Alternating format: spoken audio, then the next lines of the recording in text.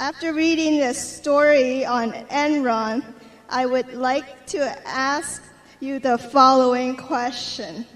How does an entry-level employee in a large company find out if her employer operates with a long-term perspective and with honesty and integrity? Well, that's a very good question. I'm not sure I'm going to have an equally good answer.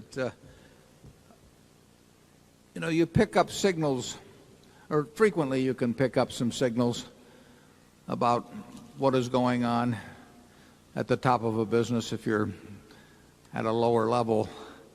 But I would say it would be very easy to be easy to be fooled on that subject.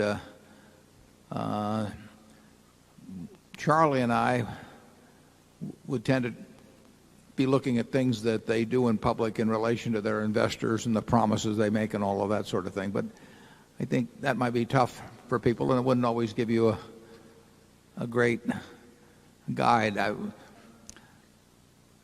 You just have to sort of pick up from co-workers, publications, pronouncements of the leaders, the sort of culture that was being presented to them in the world, and you might get suspicious about it, but I don't think I have a really good answer for that. Do you, Charlie? No, it's obviously easy when you've got a caricature of a person like Bernie Ebbers or Kenny Lay. I think it's easy to say that you've got almost a psychopath in charge, but what fools you is a place like Royal Dutch. If I'd been asked to guess major companies with sound long-term cultures and good engineering values and so forth, Royal Dutch would have been near the top of my list. And to have the oil reserves phonied for years and internal reports that people were tired of lying, and if it can happen at Royal Dutch, believe me, it can happen a lot of other places.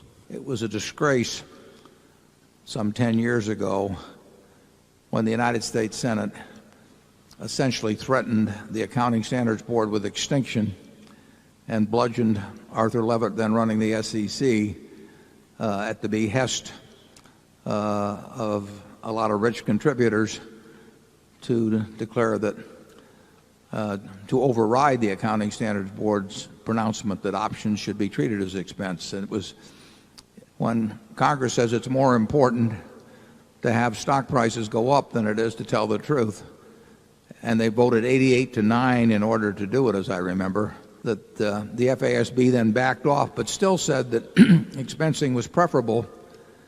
And having said it was preferable, 498 out of the 500 companies in the S&P took the less preferable method. All of the big auditing firms at that time endorsed their big clients' views in order to report higher earnings. If you want to have some fun, go to Google and type in two words. Type in the word Indiana and type in the word pi. That's the mathematical symbol pi. And when you do that, you'll see a number of stories come up.